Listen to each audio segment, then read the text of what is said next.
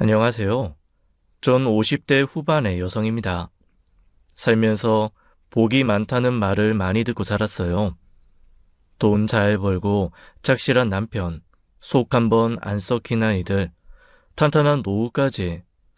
어쩜 그렇게 걱정이 없냐는 부러움과 질투를 많이 받았죠. 이 정도면 평범한 것 아닌가 속으로 생각한 적도 많았습니다. 하지만 이 모든 게 산산조각 나는 건 순간이더라고요. 그 사건을 떠올리면 지금도 심장이 얼어붙고 눈앞이 캄캄해지는 것 같습니다. 완벽하던 제 삶이 형편없이 망가지던 그날, 그때의 사건을 여러분과 공유하고 싶습니다.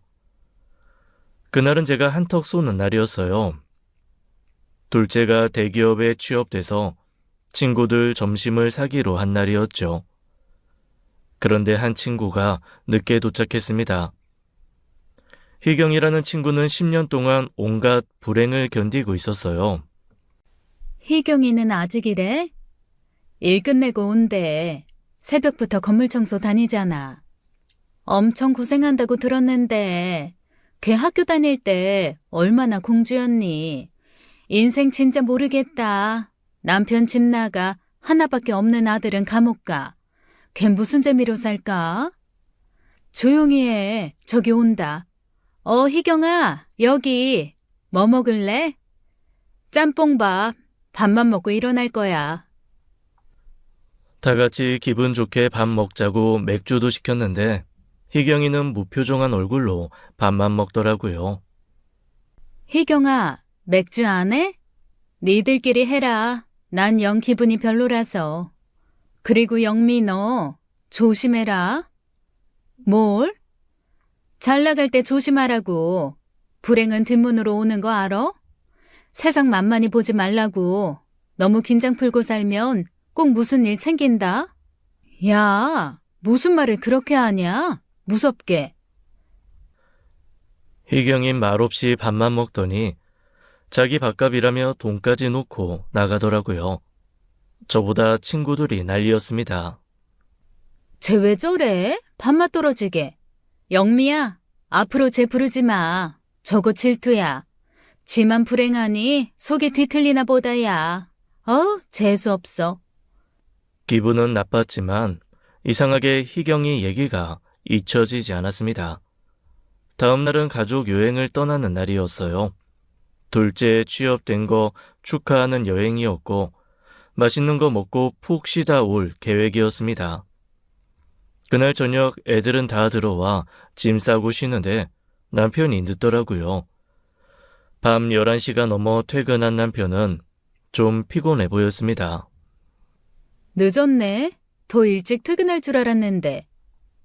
정리할 게 있어서 과일이라도 챙겨주려고 주방으로 가는데 남편 전화벨이 울리더라고요. 여보세요? 남편은 전화를 받으면서 욕실로 들어가더라고요. 별 신경 안 쓰고 있는데 갑자기 남편이 욕실에서 현관까지 막 달려가는 거였어요. 엄청 급해 보였고 허둥지둥 하더라고요. 오자마자 나가? 전화 누군데? 회사야.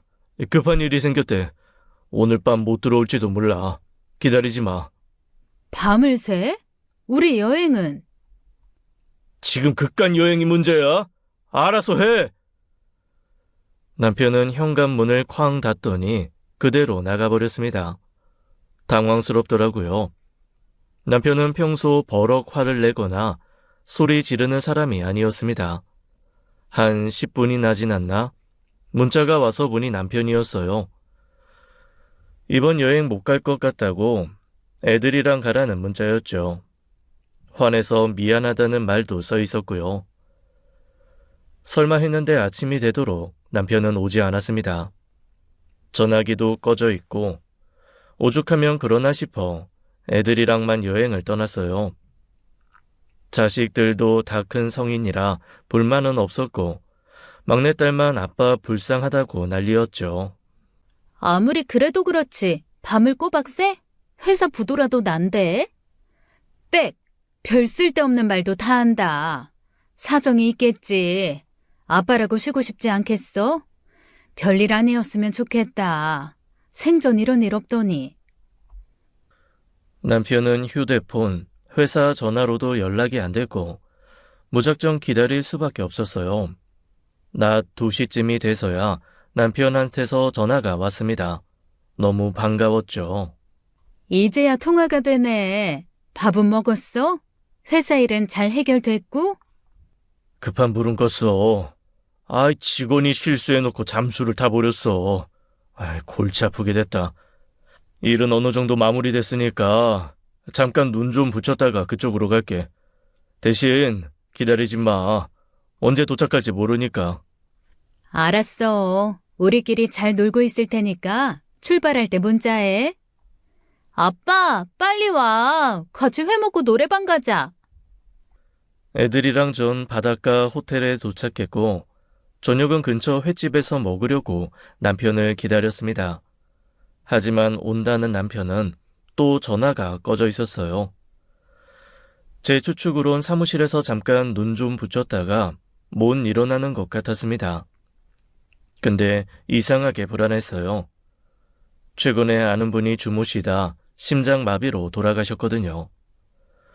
남편 혼자 썰렁한 사무실에서 잠든 게 영 마음에 걸렸습니다. 제가 불안해하니까 애들도 놀맛이 안 난다며 호텔방에서 핸드폰만 하더라고요. 전 결단을 내렸죠. 저녁만 먹고 집에 올라가기로요. 밤길 운전 큰아들이랑 교대를 하면서 남편에게 계속 연락을 시도했습니다. 역시나 핸드폰은 꺼져 있고 회사 전화도 신호음만 가더라고요. 갑자기 둘째가 배가 아프대서 애들은 먼저 보내고 저만 남편 사무실 앞에서 내렸어요. 건물 1층에서 경비 아저씨랑 만났죠. 오래 일하신 분이라 자연스럽게 대화를 나눴습니다. 애들 아빠가 어제 사무실에서 밤을 새고 잠이 들었나 봐요. 제가 데리러 왔어요. 네? 어제 오후 3시쯤에 퇴근하셨는데요. 그리고는 다시 안 오셨는데 이상하다. 그럴 리가요. 밤 10시쯤 퇴근하자마자 다시 사무실 간다고 나갔는데요. 여기서 밤 샌다고 했고요. 아이고 아니에요. 사장님 어제 퇴근하시고 다시 안 오셨는데 확실해요. 그때 내가 출근했으니까요. 사모님이 뭘 잘못하셨나 보네. 사장님 차도 안 들어왔어요. 주차장 한번 보세요. 설마 오해겠지 싶어 사무실로 올라가 봤지만 경비 아저씨 말이 사실이었습니다. 문은 굳게 닫혀 있었고 불빛도 없었죠. 주차장에 있어야 할 남편의 차도 보이지 않았습니다. 어쩐지 예감이 좋지 않았어요. 회사에 급한 일이 있었다는 건 어쩌면 거짓말일지도 모른다는 생각에 불안해졌습니다. 전 택시를 타고 집으로 가자마자 냉수부터 들이켰어요. 애들이 아빠 왜 안 데려왔냐고 묻더라고요. 사실대로 얘기했더니 애들도 말이 없네요.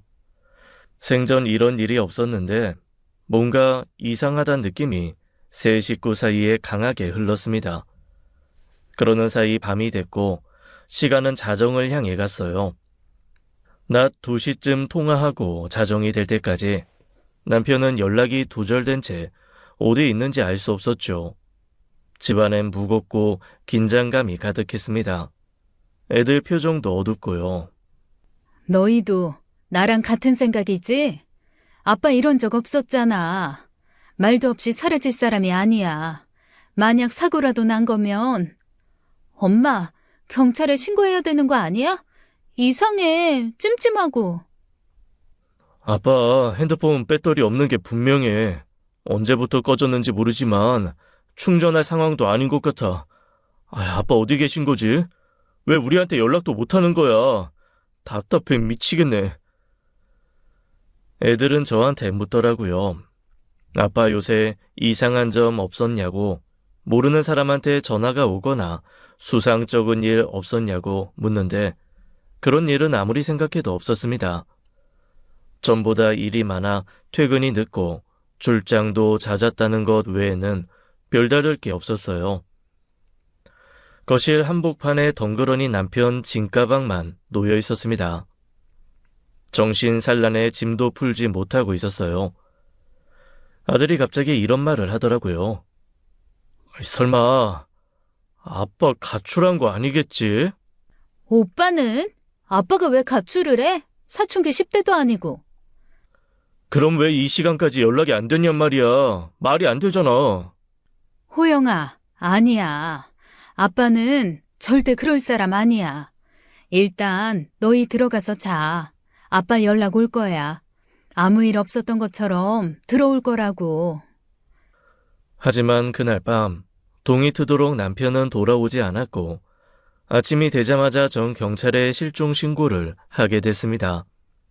성인 남자의 실종 신고라 약간의 문제가 있었지만 결국 받아들여졌고 그때부터 더 애가 타기 시작했어요. 막내딸은 울면서 첫 출근을 했습니다. 아들도 일이 손에 잡히지 않는다고 했어요. 그리고 며칠 뒤 경찰에서 받은 연락은 더 놀라웠죠. 지병철 씨 계좌에서 거액이 한꺼번에 빠져나갔어요. 최근에 돈 문제 얘기한 적 없었습니까? 전혀요. 경찰은 억 단위의 돈이 빠져나갔다는 점에 주목하면서 좋지 않은 일에 연루된 것 같다고 했습니다. 뭐라고요? 범죄? 근데 이렇게 손 놓고 있어요? 뭘 어떻게 하면 좋을까요? 애들 아빠 나쁜 짓 할 사람 아니에요. 당했으면 당했지. 이 노릇을 어떻게? 물 한 모금, 밥 한 술 뜨지 못한 채 일주일이 지났고 이틀이 더 흘렀어요. 남편 사라진 지 9일째 되던 날 일이 벌어졌습니다. 늦은 오후였고 전 핸드폰으로 뉴스에 나오는 사건 사고를 뚫어져라 보고 있었죠. 그때 도어락 누르는 소리가 들렸고 누가 집에 들어오는 거였어요. 딸인 줄 알고 물었습니다. 혜빈이니?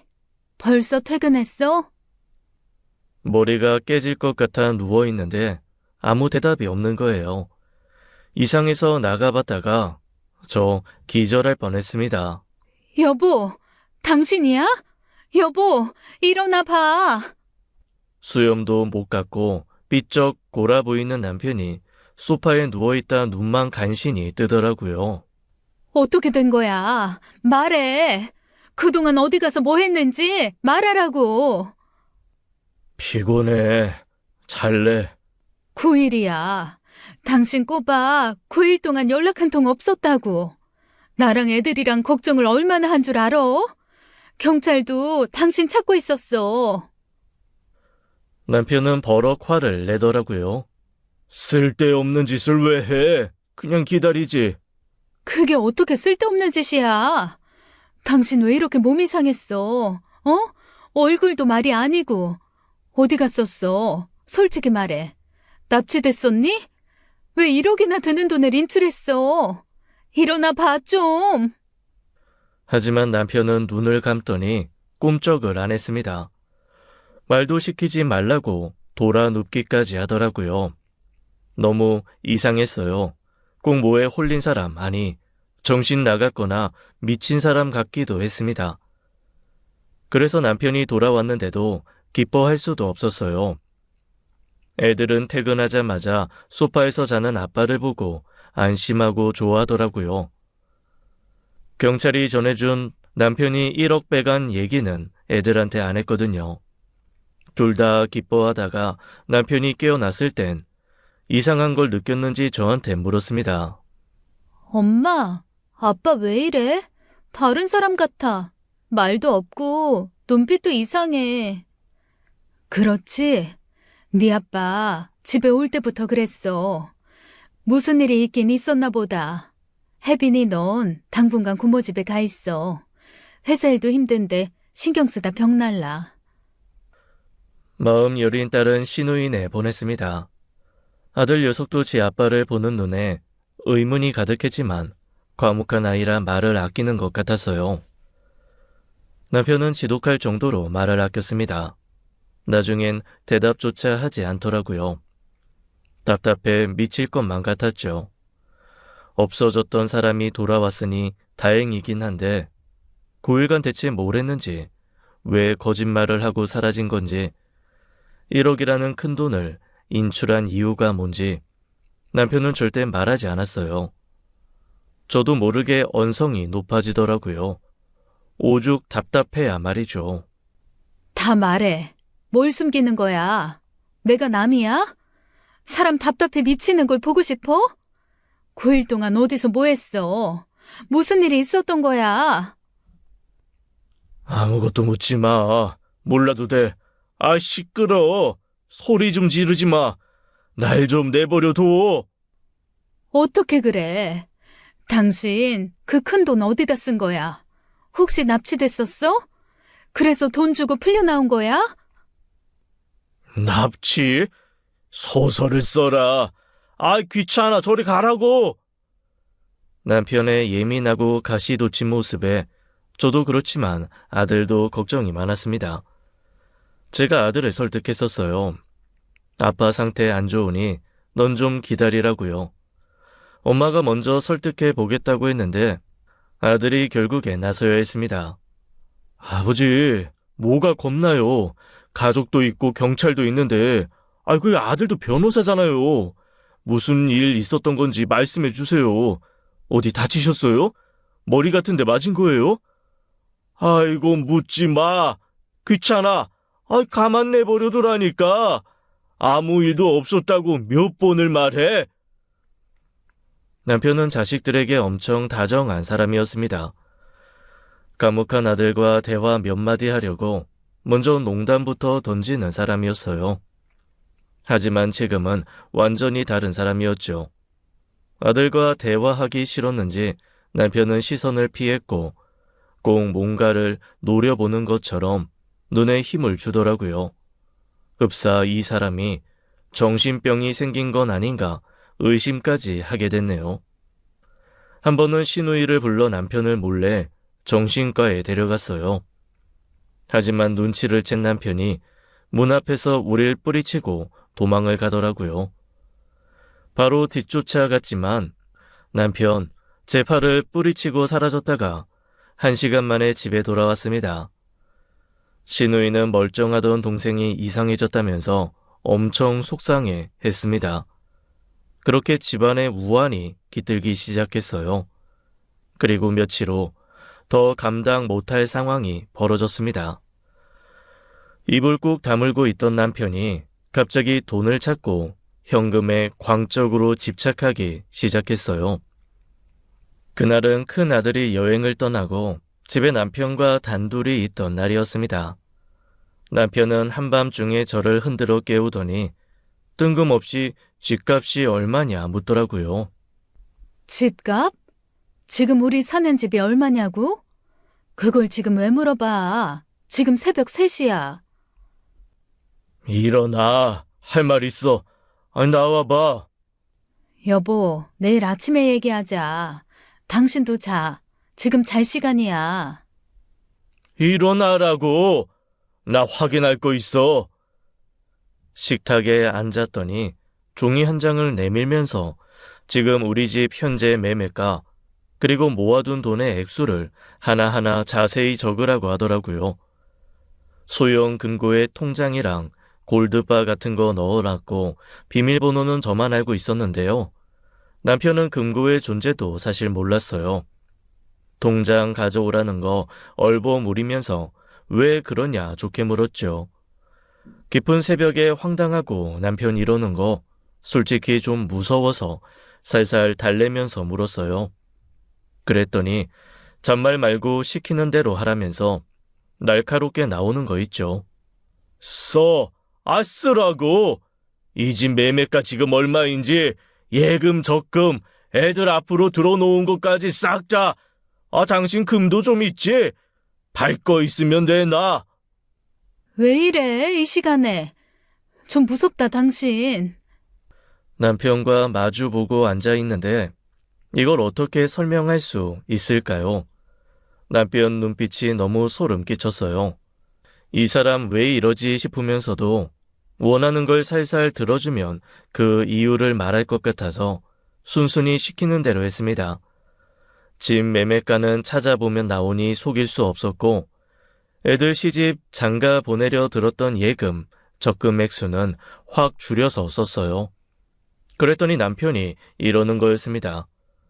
나 속일 생각 마. 이게 전부야? 날 밝으면 돈 싹 다 찾아가져와. 집은 부동산에 당장 내놓고 사겠다는 사람 있으면 값 깎아서라도 빨리 처분해. 당신 농담이지? 말도 안 되는 소리 하지 마. 우린 어디 살고? 이거 안 팔고 돈 안 들어오면 너 죽고 나 죽는 거야. 왜 그렇게 무섭게 말해? 왜 그러는데? 이유나 알자. 왜 이걸 다 깨야 하는데? 집은 왜 팔고? 시키는 대로 해. 다 우릴 위해서야. 이유는 알려고 하지 마. 황당해서 말을 못하고 있는데 남편 가만히 종이의 숫자를 보더니 이러는 거였어요. 너 딴 주머니 찬 거 있지? 그리고 호영이 장가 보낼 예금, 이거 액수 맞아? 누굴 속여? 제대로 다 찾아와. 내가 그동안 너한테 갖다 준 돈이 얼만데? 아니면 끝장이야. 거기서 정신이 번쩍 들었습니다. 겁내고 있을 게 아니구나. 이 사람 제정신 아니다. 아들 장가 보낼 돈까지 찾아오라는데 이유도 모른 채 절대로 들어줄 수가 없었습니다. 남편은 꼭 최면에 걸린 사람 같달까요? 30년 넘게 같이 산 남편 같지 않고 남편 껍데기를 쓴 귀신 같았습니다. 전 숨 한 번 크게 쉬고 이유를 물었어요. 무턱대고 남편이 시키는 대로 할 순 없었죠. 여보, 솔직히 말해. 왜 돈이 필요한 건데? 이유를 말해줘야 나도 돕지. 누가 협박해? 이유? 알아서 뭐하게? 난 돈이 필요하다고. 당신 이 가정 지키기 원한다면 내가 시키는 대로 해. 안 그럼 다 박살난다고. 저도 모르게 화가 나서 벌떡 일어났어요. 소리라도 지르고 싶었는데 남편 자극해선 안 될 것 같았고 좀 물을 끓이는 척하면서 시간을 벌었습니다. 저 사람이 왜 저럴까? 하필 아들 없을 때 새벽에 깨워 저러는 것도 이상하고 애들 결혼 자금까지 깨라는 게 너무 미심쩍잖아요. 9일 동안 사라진 일과 분명 연관이 있을 것 같아 슬쩍 물었습니다. 으슬으슬 춥다. 커피라도 마실까? 여보, 혹시 당신 사라졌을 때 그때 무슨 일 있었어? 그거 수습하려고 돈 찾아오라는 거야? 그래서 내 돈까지 필요한 거고? 큰 사고 있었어? 그랬더니 이 사람 커피잔을 식탁에 확 내려치면서 다짜고짜 화를 내는 거였습니다. 묻지 말랬지? 왜 말을 안 들어 처먹어? 돈 찾아오라고. 날 밝으면 돈 찾아오라는데 왜 말이 많아? 야, 이거 내가 벌어온 돈이잖아. 이거 어떻게 네 돈이야? 시키는 대로 해. 그건 안 돼. 이유도 모르고 예금까지 다 깰 순 없어. 당신 왜 이래? 이런 사람 아니었잖아. 이 돈 모으려고 얼마나 노력했니? 누가 내 돈이래? 애들 시집장가 보낼 돈까지 어떻게 깨? 이유라도 알자. 남편은 대답 대신 절 노려보면서 다가오더라고요. 무서워 뒷걸음질 치면서 전 끓는 물이 든 주정자 손잡이를 잡았습니다. 남편이 절 죽일 것만 같았습니다. 눈빛에서 광기를 읽었거든요. 금방이라도 절 어떻게 할 것처럼 다가오던 남편은 몇 초간 절 노려보다 그대로 서재방으로 가더라고요. 긴장이 풀린 저는 그대로 주저앉았습니다. 눈물이 막 흐르고 몸이 벌벌 떨렸어요. 남편이랑 둘만 있는 게 이렇게 무서웠던 적은 처음이었죠. 뜬 눈으로 새벽을 보냈고 아침이 됐어요. 아들한테 전화가 왔습니다. 엄마, 목소리가 왜 그래요? 감기 걸렸어? 잠을 설쳤더니 좀 컨디션이 안 좋네. 아버지가 또 잠 안 자고 서성거렸어? 아니, 무슨 일 있었던 건가요? 무슨 일은 신경 쓸 거 없어. 오늘 저녁 늦게 도착한다고? 새벽에 벌어진 일을 아들한테 말할 수 없었어요. 바깥에선 인기척이 느껴졌습니다. 남편은 아침 일찍 집을 나가는 것 같더라고요. 현관문이 닫히는 소리가 들렸고 전 베란다로 나가 주차장 쪽을 보았어요. 남편은 차를 몰고 나가더라고요. 그 뒤 벌어지는 일들 역시 황당했습니다. 남편은 자기가 할 수 있는 최대한 돈을 긁어 모았어요. 차를 팔고 보험 약관 대출부터 시작해서 땡길 수 있는 돈은 최대한 땡겨 현금을 만드는 것 같았죠. 회사 사무실도 내놓은 것 같더라고요. 사업도 정리하는 눈치였습니다. 이건 뭔가 있다. 제 의혹은 점점 더 커져만 갔죠. 행여나 제가 아차하는 사이에 집과 예금을 건드릴까봐 정신을 바짝 차려야 했어요. 안 그러면 순식간에 집까지 팔아넘길 기세였습니다. 그 와중에도 남편의 집요한 협박과 강요는 계속됐어요. 남편은 인격을 상실한 사람처럼 모욕적인 말도 서슴지 않더라고요. 내가 번 돈으로 평안하게 산 주제에 양심이 있으면 돈 내놔. 네가 할 줄 아는 게 뭐 있어? 나 아니었으면 너 이렇게 사는 거 가당키나 해? 이제 와서 왜 이래? 애들 어릴 때 당신 뭘 했어? 회사 다닌다는 날 주저앉힌 건 당신이야. 내주만 해달라며. 언제는 또 고맙다며. 이 한평생 놀고 먹은 주제에 이제와 내 핑계를 대? 내가 번 돈 내가 필요해 달라는데 왜 날 막어? 네가 뭔데? 당신 정말 왜 이래? 정신 차려, 호영 아빠. 이유도 말 안 해주고. 무슨 돈이 그렇게 필요한 건데. 이유는 묻지 말랬지? 부동산에 내가 집 내놨으니까 그렇게 알아. 당신 마음대론 못해. 부동산엔 내가 다시 말해놨어. 이 집 팔 생각 없다고. 당신 아픈 사람이라 헛소리 하는 거니까 믿지 말라고 했다고. 남편은 분을 못 이겨 제 어깨를 확 밀쳤고 집을 나가더라고요. 제 입장은 확고했어요. 어떤 일이 있어도 이 집과 예금은 깨고 싶지 않았습니다. 그러다 정말 믿고 싶지 않은 얘기를 들었어요. 남편은 제게 이혼을 요구했습니다.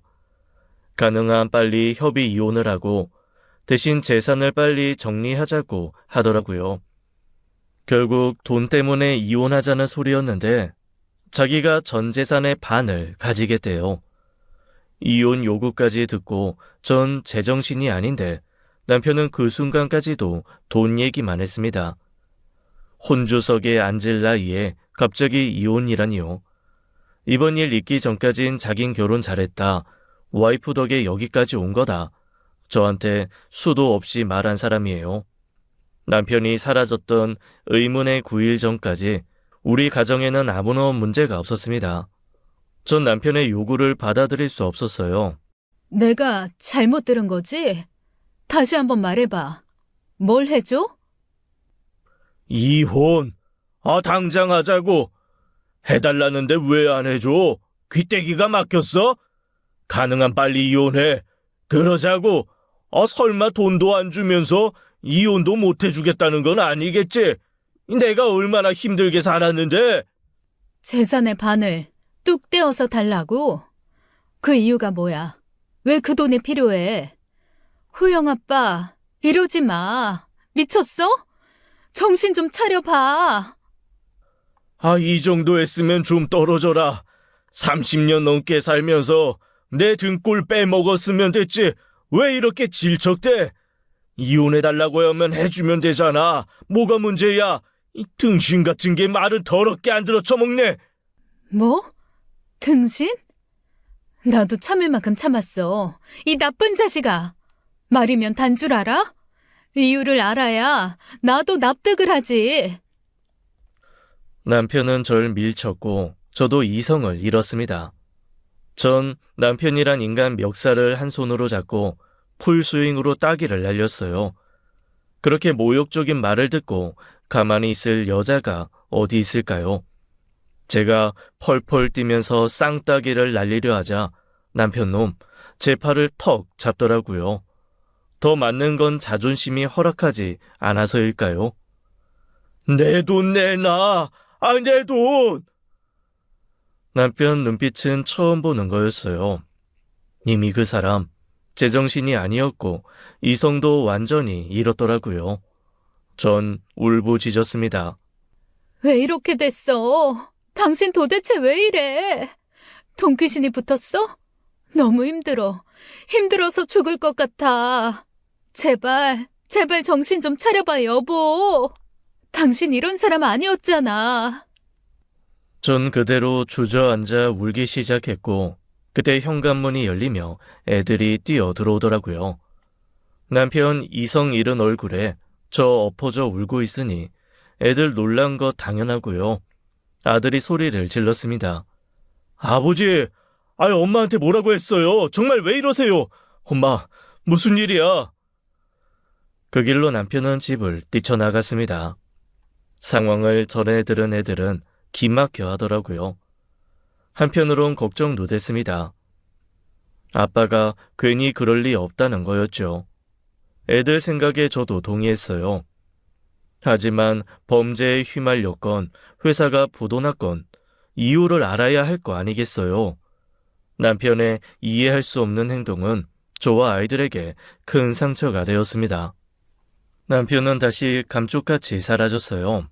미치고 팔짝 뛸 일이었습니다. 남편의 광적인 돈, 이혼 요구에 전 심신이 무너졌고 외출도 거의 못하게 됐어요. 평소 운동도 열심히 하고 모임도 많았던 제게 여기저기서 연락이 오기 시작했습니다. 왜 안 나오냐고 어디 놀러 가자고 하더라고요. 너무 외롭고 힘들었던 전 딱 한 친구에게 사정 얘기를 하게 됐어요. 우리 집 평화롭던 30년 동안 친하게 지냈던 지인이었어요. 애들 어릴 때 가족끼리 여행도 가고 가깝게 지냈기 때문에 막연한 사이였죠. 그만큼 우리 남편을 잘 알기도 했고요. 전 울면서 사정 얘기를 했어요. 이게 다 꿈이면 좋겠어. 애들 죽상으로 회사 다니고 남편 안 들어오고 하루아침에 이게 무슨 일인지 모르겠어. 너무 속상해. 언니가 이러는 거 처음이네. 아유, 그러게. 아저씨가 왜 그러실까? 혹시 아저씨 도박한 거 아니야? 도박? 9일 동안 연락도 없었다며. 도박빚 크게 져서 그거 막느라 이러는 거 아니냐고. 안 됐다, 정말. 아저씨가 별일이네. 그렇게 자상하던 사람이. 하긴 사람 속 모르는 거니까. 어머, 시간이 이렇게 됐나? 나 가볼게. 급한 일 생겨서. 그래, 내가 저녁 사주려고 했는데. 됐어, 힘든데 무슨. 나 바빠서 먼저 가볼게. 집에 들어오는데 기분이 묘하더라고요. 그 지인, 우리 애들 잘 되는 거 보고 부럽다, 사돈 맺자 하면서 저한테 그렇게 잘하더니 제가 돈이라도 빌려달라고 할까봐 내빼는 눈치였습니다. 전에는 저녁 먹고 나면 와인 마시자고 매달리던 사람이 이러는 건 처음이었어요. 그리고 집에 오는데 대문 앞에 어떤 여자가 서 있더라고요. 전 뒷모습만 보고 우리 딸 친구인 줄 알고 말을 걸었죠. 혜빈이 친구니? 그 여자는 깜짝 놀라 절 보더니 그대로 골목 밖으로 달려나가더라고요. 집을 잘못 찾아왔나 싶어 대수롭지 않게 생각했습니다. 그리고 다음 날 오후 이상한 걸 보게 됐어요. 집 앞에 낯선 여자가 1시간 넘게 서성이는 걸 우연히 보게 됐죠. 분명히 어제 본 그 아가씨 같았어요. 긴 머리에 갸름한 얼굴, 대충 봐도 알겠더라고요. 10분, 20분이면 몰라도 1시간이나 우리 쪽 집을 빤히 보면서 마네킹처럼 서 있던 그 여자는 다음 날도 또 그 다음 날도 집 앞에 왔습니다. 전 블라인드 뒤에 숨어 그 여자를 며칠 지켜봤어요. 전 사진을 찍어서 애들한테 보냈습니다. 혹시 애들 친구인가 싶어서요. 근데 둘 다 처음 보는 사람이라고 했고 의혹은 커져만 갔죠. 남편에겐 여전히 연락이 없었고요. 사라진 남편, 집 앞을 서성이는 낯선 여자, 분명 두 사이에 연관이 있을 거라는 생각이 들었습니다. 다음 날이 됐고 전 작정을 했죠. 오후 3시쯤 됐을까요? 그 여자가 골목을 들어서는 게 보였고 전 뛰쳐나갔습니다. 대문을 확 열고 나가 그 여자 손목부터 잡았어요. 우리 집에 왜 맨날 와요? 왜 와서 빤히 보고만 가냐고요? 당신 뭐 있지? 할 말 있어서 온 거지? 그 여자는 놀랐는지 막 도망가려고 하더라고요. 하지만 제 힘이 더 셌어요. 여자는 손 빼는 걸 포기하고 저한테 묻더라고요. 여기 지병철이라는 남자가 사는 집 맞나요? 혹시 그 남자 부인이에요? 맞아요. 내가 그 사람 와이프. 우리 집 왜 찾아왔어요? 이유 말해요. 나 당신 계속 지켜봤어. 말해요. 당신 내 남편에 대해 뭐 알지? 여자는 절 빤히 보다가 딱 한마디 하더라고요. 알고 싶어요? 그러더니 다시 입을 꾹 다무는 거였어요. 전 재차 물었습니다. 당신 뭐 알지? 내 남편 어딨어? 아는 거 말하라고. 그 사람 또 사라졌어요? 어디 있는지 난 몰라요. 이거 놔. 붙잡지 말라고. 그 여자랑 저 사이에 실랑이가 벌어졌어요. 그 여잔 도망가려고 했고 전 필사적으로 막아섰으니까요. 하지만 길을 쓰고 도망가려는 여자를 결국엔 놓치고 말았습니다. 하지만 그 여자 또 올 것 같았어요. 제 예감이 틀리지 않을 거라 생각했습니다. 며칠 후 그 여자는 또 나타났습니다. 어김없이 같은 자리에서 우리 집을 보더라고요. 전 베란다로 나가 그 여자를 정면으로 쏘아봤어요. 그 여자도 이번엔 도망가지 않더라고요. 무슨 용건으로 왔을까? 이 집 아저씨 돌아왔나요? 아니, 안 왔어. 잠깐 들어와요. 전 안에서 대문을 열었어요. 들어오나 안 오나 봤더니 순순히 집 안으로 오고 있더라고요. 전 떨리는 거 숨기며 침착하게 여자와 마주 앉았습니다. 당신 누구야? 혹시 남편이랑 사귀었어? 하, 별소리를 다 하시네요. 그럴 일은 죽어도 없을 겁니다. 여자 표정이 갑자기 싸늘해지더라고요. 그러더니 거실을 한 바퀴 둘러보는데 피아노 위에 걸린 가족 사진을 아주 오래 보더라고요. 기분이 아주 더러웠어요. 그러더니 저를 위아래로 훑어보고요. 당시 전 몰골이 엉망이었어요. 남편 또 사라진 이후 제대로 잠도 못 자고 밥도 못 먹고 있었거든요. 어이가 없네. 뭐가 어이가 없다는 거야? 아니에요. 알 거 없어요. 하고 싶은 말 있어서 찾아온 거 아니야? 말해. 나 오래 기다릴 기운 없어. 보다시피 지금 내 상태 정상 아니거든. 그럴만 해요. 당신 인생도 불쌍해. 이런 말 우습지만 아줌마 다 감당할 자신 있어? 뭐? 감당할 자신 없으면 나 그냥 내보내줘. 어쩌면 그 편이 나을 거야. 어이가 없더라고요. 뭐라고 반격을 하려는데 때마침 딸이 들어와 전 말문이 막혔습니다. 해맑게 손님이 오셨냐며 웃으며 들어오는 딸은 아무것도 모르고 그 여자한테 인사를 했습니다. 여자는 묘한 표정을 짓더니 그 길로 집을 나가더라고요. 딸이 누구냐고 물어 대충 아는 사람이라고 대답하고 그 여자를 뒤쫓아 나갔습니다. 하지만 이미 늦었더라고요. 여자는 골목 밖에서 택시를 타고 출발해버렸습니다. 잠깐만 기다려! 야! 전 있는 힘껏 뛰어갔지만 넘어지고 말았어요. 그렇게 그 여자를 놓쳐버렸습니다. 하지만 이상한 확신이 있었어요. 그 여자 꼭 한 번은 더 볼 것 같았습니다. 이유요? 그냥 촉이 왔다고 할까요? 분명 남편에 대해 알고 있는 여자였어요. 그날 전 서재를 몽땅 뒤집어 엎었습니다. 남편의 서재는 이미 여러 번 뒤졌었는데 이번엔 아예 가구까지 드러내며 청소를 해봤어요. 혹시 작은 단서라도 있을까 싶어 종이 쪼가리 하나까지 버리지 않고 살펴봤는데 이상한 건 하나도 나오지 않더라고요. 허탈하고 막막한 가운데 동네에 낯선 남자들이 오가는 걸 보게 됐습니다. 이쯤 되니까 내 머리가 어떻게 됐나 의심이 되더라고요. 도처에 적이 있는 것만 같고 불안해 살 수가 없었습니다. 여전히 남편은 연락도 안 되고 집에도 들어오지 않고 있었어요. 남편이 나타난 건 그로부터 일주일 뒤였습니다. 그는 또다시 돈을 요구했어요. 이제는 집안 살림을 때려 부수고 전보다 더 심각해진 모습이었죠. 폭력을 휘두르며 돈을 요구했고 버티는 제게 끝장내자며 주먹을 휘두르는데 저도 바짝 약이 올랐습니다. 나도 물러날 곳 없어. 집은 안 돼. 당신 말 안 들을 거야. 때릴 거면 때려. 나도 가만 안 있어. 너 죽고 싶냐? 내 손에 뒤지고 싶어? 당장 돈 가져와. 안 가져오면 너 오늘 제삿날인 줄 알아? 여자 있는 거 다 알아. 어디서 주먹질이야? 그 여자 우리 집에도 왔어. 거실까지 들어왔었다고. 뭘 그렇게 숨기는 거야? 그 여자한테 돈 갖다 주려고 이래?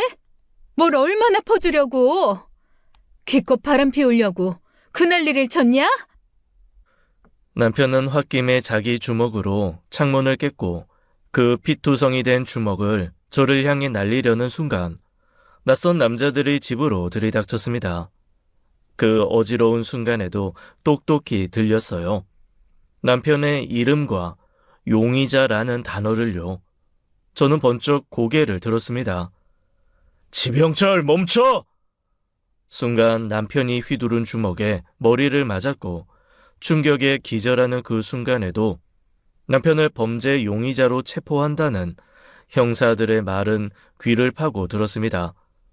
누군가 저를 흔들어 깨우더라고요. 전 간신히 물을 수 있었습니다. 제 남편 잡혀가는 건가요? 강력 범죄 용의자로 특정됐습니다. 죄명은요? 남편 불법 도박했어요? 아니면 절도? 앳되어 보이는 그 형사는 차마 말을 못하더라고요. 하지만 곧 진실은 밝혀졌습니다. 남편은 살인 용의자로 체포가 된 거였어요. 사람을 죽였다니 경악 그 자체였습니다. 그 와중에 남편은 발버둥을 치며 도망을 치려고 하더라고요. 여보, 호영이한테 연락해. 아빠 잡혀간다고. 죄도 없는데 잡혀간다고. 당장. 이거 나 이놈들아. 난 아니야. 아니라고. 형사들이 남편을 체포해 집을 빠져나갔고 전 급하게 아들에게 전화를 했어요. 호영아, 아빠가 체포됐어. 누굴 죽였다는데 네 아빠 억울하다고 너한테 연락하란다. 지금 법원이라고? 언제 올 수 있는데?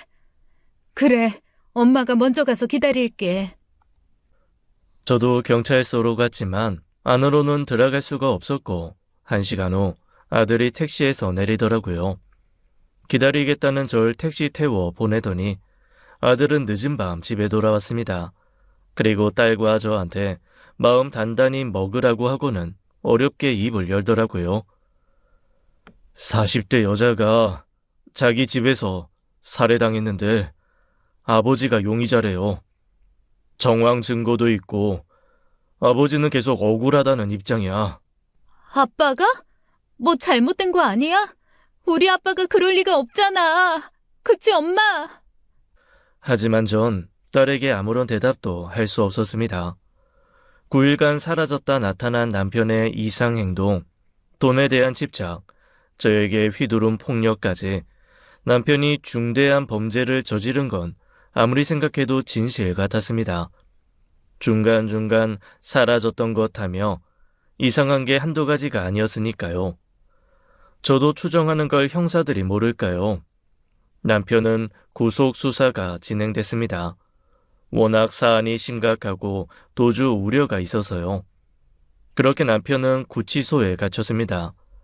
아들이 남편 변호를 하기로 했어요. 우리 가족, 절 위해서 남편을 변호하겠다고 나선 거였어요. 전 비장한 각오로 남편을 찾아갔습니다. 아들이 변호하는 걸 말려달라고 부탁하려고요. 남편은 자기만 살려는 이기적인 마음에 아들을 붙잡고 늘어지고 있었습니다. 호영이 당신 변호 못하게 해. 그거 사람 할 짓 아니야. 아, 왜?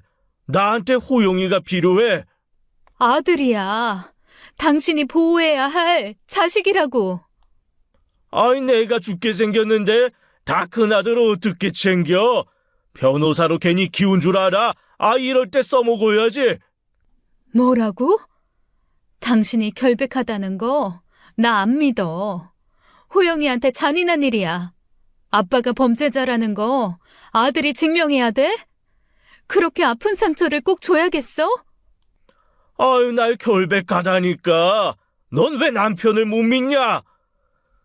전 이제라도 진실을 밝히고 죗값을 받으라고 어떻게든 설득하려고 했지만 안 먹혔습니다. 제가 울면서 호소하니 아들은 뭔가 눈치를 챘는지 남편이랑 협상을 했더라고요. 진실을 말해야 변호를 하겠다고, 만일 아버지가 거짓으로 살 구멍을 찾는 거라면 변호를 해줄 수 없다고 했더니 결국 남편이 먼저 아들을 내치더래요. 하늘이 도운 일이었습니다.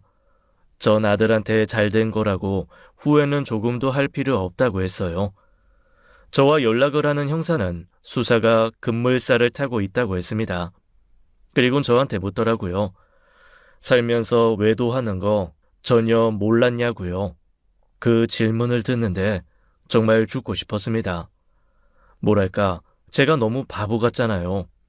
하지만 작정하고 속인 사람이 잘못한 거지, 안 그래도 괴로운 저 자신을 몰아붙이고 싶진 않았어요. 어느 날 남편이 저와 만나고 싶어 한다는 형사님의 전화를 받게 됐습니다. 내키진 않았지만 남편과 1대1로 대화를 할 수 있게 됐죠. 한 1년쯤 알고 지낸 여자가 있었어. 바른 대로 말해. 여기까지 와서 거짓말할 생각 말고. 그냥 아는 여자야, 바람 피운 여자야. 미안하다. 깊은 관계였어. 이제야 실토를 하는구나. 여자가 있었어? 그 여자 왜 죽였어? 아이, 내가 안 그랬어. 맹세코, 난 안 그랬다고. 나 억울해. 아, 영미야. 아, 나 좀 살려줘. 변호사 좀 구해줘. 실력 있는 사람으로. 나 이대로 감옥 가면 안 돼. 감옥에서 썩기 싫다고. 남편은 가족 여행을 가기 전날 내연녀의 전화를 받고 다시 나간 거라고 하더라고요.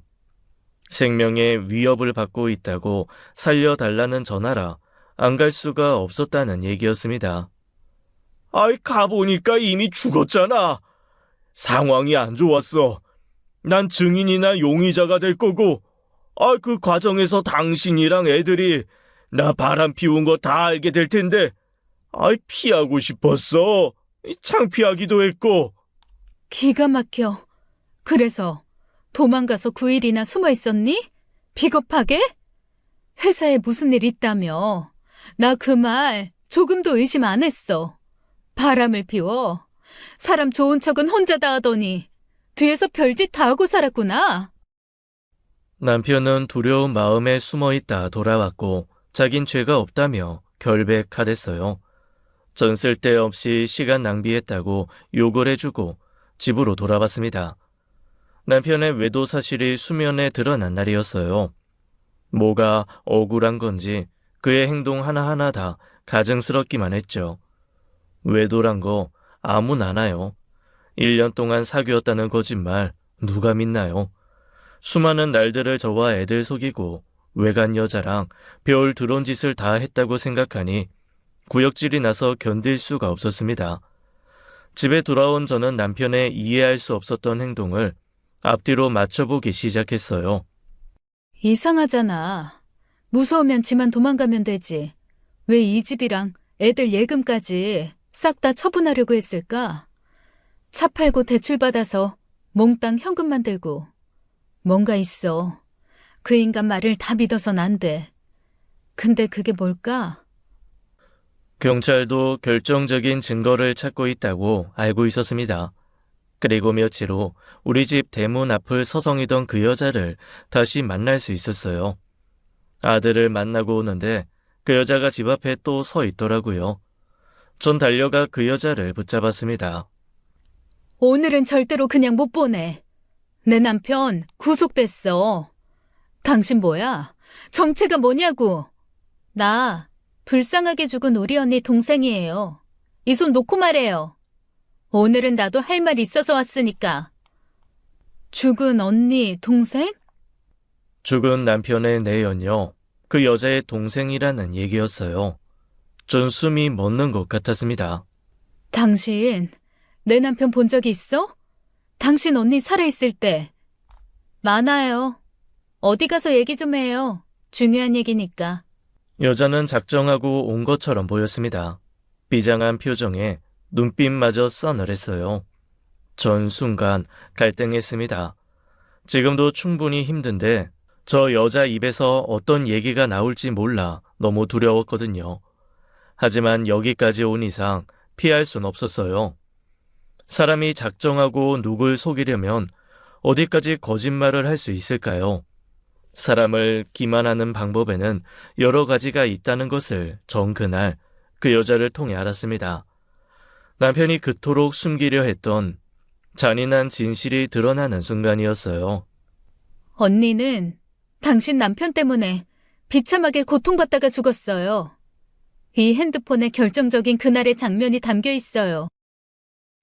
동생이란 여자는 테이블 위에 액정이 깨진 핸드폰을 올려놓더라고요. 충격이었습니다. 설마 언니가 죽은 그 장면이 여기 담겨 있다는 거예요? 우리 언니가 얼마나 고통스럽게 죽었는지 알아? 당신 남편 사람 아니야. 짐승보다 더 잔인하고 악랄하다고. 내 남편은 가정 있는 남자였어. 당신 언니는 왜 불륜을 선택했지? 우리 언니는 몰랐어. 결백해. 나한테 그랬어. 3년 전에 결혼할 사람 만났다고. 사별한 사람인데 가엾고 좋은 사람이라고. 울 언니가 얼마나 좋아했는데. 울 언니가 얼마나 착한 사람인데. 그 여자는 막 울기 시작했습니다. 언니 그렇게 간 게 너무 억울하고 불쌍하다며 발버둥을 치면서요. 남편이 저지른 사건의 전말은 이랬습니다. 남편은 자신을 사별남이라고 속이고 내연녀랑 3년을 만났다고 했어요. 저한테 1년 만났다고 한 것도 결국 거짓말이었죠. 그러다 내연녀가 결혼을 요구했고 남편은 결국 실토를 하게 됐대요. 사실 결혼 생활 유지 중이고 이혼은 안 된다고요. 그냥 이렇게 만나면 안 되냐고 남편은 동거를 제안했는데 이 사실에 내연녀가 충격을 받게 됐고 남편에게 이별을 통보했대요. 그냥 헤어져 주면 되는 걸 남편이란 인간은 여자를 때리기 시작했다는 거였습니다. 남편은 수사 중에 심리 검사를 받았는데 여러 개의 인격을 가진 사이코패스 유형이라고 하더라고요. 죽은 여자 말고도 결혼 생활 내내 바람을 피웠을 거라는 형사님의 말도 있었습니다. 죽은 여자의 동생은 피를 토하듯 말했어요. 언니는 괴로워했어요. 헤어져 주지도 않고 집착하는 당신 남편 때문에. 언닌 결국 최후의 수단을 썼어요. 당신한테 관계를 폭로하겠다고 말했는데 그게 화근이 돼서 그만. 언니가 죽기 전에 나한테 연락하려고 했다고요? 네. 당신들 가족 여행 가는 거 언니는 알고 있었어요. 그 전에 언니가 폭로하려는 걸 당신 남편이 알고 언니한테 쫓아온 거였어요. 그날 언니는 목숨이 끊겼고요. 그 악랄한 놈이 우리 언니를 죽였어. 당신 남편 천벌받아야 돼. 남편이 여행 전날 사라진 이유가 그렇게 밝혀졌습니다. 자신의 바람을 폭로하려는 여자의 입막음을 하러 간 거였어요. 그리고 그 불쌍한 여자에게 폭력을 행사하다 그의 소중한 생명을 끝장내 버린 거였습니다. 자식까지 낳고 30년 넘게 산 남자가 실은 악마였다니 제 충격도 이루 말할 수 없었습니다. 나한텐 엄마 같은 언니였어. 난 이제 가족도 없다고. 나이 차이가 많이 났고 의지 많이 했는데 우리 둘 정말 아꼈는데 그 짐승 같은 남자가 아니었으면 우리 언니랑 나 예쁘게 살고 있었을 텐데. 당신 남편 절대로 용서 못해. 절대로. 그 동생이라는 여자 다시 울부짖었고 저 또한 찢어지는 가슴 움켜쥐며 뜨거운 눈물을 흘려야 했습니다. 핸드폰의 동영상에는 그날의 끔찍한 장면이 찍혀 있었어요. 남편의 거듭된 폭력에 내연녀는 늘 긴장했고 맞는 모습이 동영상에 담기면 남편을 고소하려고 했대요. 그래서 핸드폰을 구석에 숨겨두고 남편이 오자 촬영 버튼을 눌러둔 거였죠. 그걸 모른 짐승 같은 남편 놈은 지 성질대로 여자를 폭행했고 처절하게 숨을 거두는 모습까지 화면에 담긴 거였어요. 남편은 그것까지는 몰랐고 자신이 도망 생활을 계속하면 벌을 피할 수 있을 거라 헛된 망상을 했던 거였죠. 그래서 저한테 있는 대로 돈을 해내라, 집이고 예금, 적금이고 다 처분해라, 집요하게 강요했던 거였고요. 모든 퍼즐이 맞아 떨어졌습니다. 사라졌다 나타나길 반복했던 남편은 자신이 붙잡힐 수도 있다는 불안감에 미친 사람처럼 굴었던 것이었고요. 어리석은 남편의 최후는 구속, 그리고 20년형 감옥행을 선고받는 거였습니다. 재판에 나타난 죽은 여자의 동생은 남편이 선고받는 것을 끝까지 지켜보았어요. 그날 법원에서 저와 눈이 마주쳤고 우린 말없이 각자의 갈 길을 갔어요. 앞으로 잘 살기만을 바랄 뿐이었습니다. 그 뒤 후폭풍이 대단했어요. 드러난 진실에 아들과 딸은 치를 떨었죠. 애들 고모는 아무리 말을 해도 믿으려고 하지 않더라고요. 끝까지 남편의 편을 드는데 질려서 연락을 끊어버렸어요. 시가 쪽 사람들과 완전히 절연을 해버렸죠. 저도 저지만 아이들의 충격이 컸습니다. 실망을 넘어 분노하고 그런 아빠를 평생 용서하지 못할 거라며 이를 갈더라고요. 전 남편에게 이혼을 통보했습니다. 당연한 결말이었어요. 끝까지 날 속인 당신의 파렴치함, 잔인함과 이중성 절대로 잊지 못할 거야. 차라리 잘 됐어. 평생 속고 살다가 죽었으면 내가 얼마나 억울했을까. 언제까지 우릴 속일 수 있을 거라고 생각했니? 당신, 나 몰라. 운이 나빴던 것뿐이야. 나 걔 죽일 생각 조금도 없었어. 그냥 치가 날 피하다 넘어진 거라고. 나 결백해. 끝까지 거짓말이구나. 내 인생, 자식 인생까지 말아먹은 쓰레기 시궁창 인생이야, 넌. 그 입 안 닥쳐? 아이고, 이러지 마. 나 네 남편이야. 우리 가족 행복했잖아. 애들 나 많이 따랐어. 당신 기억하지? 영미야, 나 버리지 마. 애들한테 말 좀 잘해줘. 부탁이야. 나 감옥 가면 편지도 좀 써주고 뒷바라지도 좀 해줘. 부탁해. 이미 너무 늦었어. 감옥에서 썩으면서 우리 기억도 잊어줬으면 좋겠네. 당신한테 있던 과분한 가족, 아내, 딸, 아들, 그 어떤 기억도 떠올리지 마. 더럽고 구역질 나니까. 이대로 우리 인연은 끝이야. 당신 연극은 이제 끝났다고. 영미야, 여보, 나 좀 살려줘. 너까지 나 버리면 어떡해. 여보, 야, 내가 번 돈으로 니들끼리 살판 났냐? 나 옷바라지 좀 해달라고! 영미야! 끝까지 지만 생각하는 인간이었죠. 결국 소송 끝에 이혼이 성립됐고 전 당장 집을 팔고 이사를 했어요. 아이의 스타일도 바꾸고 이름도 개명을 했습니다. 전 남편은 20년형을 받고 복역 중이에요. 이 일로 아이들은 아빠를 없는 사람 치겠다고 평생 기억에서 지우고 살아가겠다고 하더라고요. 그렇게 제 인생은 산산조각 부셔졌다가 구사일생으로 다시 맞춰졌습니다. 더 웃긴 건 뭔 줄 아세요? 앞에서 제가 살면서 복이 많다는 소리 많이 들었다고 했었죠. 잘 나갈 땐 저한테 잘해주고 입안에 혀처럼 굴던 애들이 제 불행한 소식을 듣고는 딱 저랑 연을 끄는 거 있죠. 처음엔 바보같이 그걸 몰랐어요. 한참 있다 정신을 차려보니까 친구들이 제 뒷담화를 신나게 까고 있더라고요. 절 깔보고 은근히 비난하면서 자기들은 다행이라고 불행한 일 없이 평온하기만 하다고 우월감을 느끼면서요. 처절한 외로움 속에 있는데 단 한 사람만 먼저 손을 내밀었습니다. 저한테 퉁명스럽게 굴던 친구 희경이 남편 집 나가고 자식 속 썩여 10년 동안 고생하는 희경이가 전화를 줬습니다. 우리는 만났고 전 희경이가 사주는 커피를 얻어 마셨어요. 내가 너한테 커피 사줄 날이 있다. 그러게, 맛있다, 희경아. 다른 애들 너한테 배신 때렸지? 연락 한 번 없고? 그렇지 뭐. 다 부질없더라. 친구란 것도. 지들은 영원히 행복할 줄 아나 보지. 야, 그리고 너 기죽지 말고 살아. 네가 잘못했냐? 네 전 남편이 왼수지.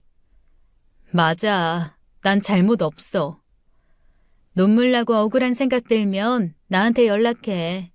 괜히 눈치도 없이 다른 애들한테 전화하지 말고. 전 그 일을 겪고 난 뒤 완전히 다른 사람이 된 것 같아요. 전에는 철이 없었달까 세상을 막연히 좋게만 바라봤는데 이제는 아닙니다. 다행히 남편에 맞서 지킨 재산이 제 든든한 버팀목이 되어주고 있고요. 일주일에 4번 아르바이트를 나갑니다. 희경이가 소개해준 샌드위치 가게에서 하루 종일 일해요. 발바닥에 땀나게 일하면서 하루를 개운하게 보내면 쓸데없는 잡생각 사라지고 밤에 잠도 잘 와서 너무 좋습니다. 아무 생각 없이 몸 쓰는 일은 불행한 일을 잇는 데는 최고더라고요. 한편으로는 가슴을 쓸어내리고 있어요. 전 남편은 구제 안 되는 쓰레기였고 악마였는데 그걸 모른 채 영원히 살았다면 정말 끔찍했을 거예요. 아프고 힘들었지만 진실은 선택했고 그 진실은 보석보다 더 값진 것이었다고 생각합니다. 전 그날의 선택들을 절대 후회하지 않아요. 닥쳐오는 불행을 피할 수 없다면 그 폭풍우를 처절하게 다 맞고 지나가는 건 어떨까요? 세상에서 가장 믿었던 사람에게 배신을 당하고도 저 멀쩡합니다. 오히려 더 강해졌다고 할까요? 전 앞으로 더 잘 살 거예요. 그런 믿음이 생깁니다. 제 사연은 여기까지입니다. 긴 이야기 들어주셔서 감사합니다. 지금까지 사연 읽어주는 남녀였습니다. 끝까지 함께 해주신 여러분 감사드리며 저희는 다음 사연으로 돌아올게요. 감사합니다.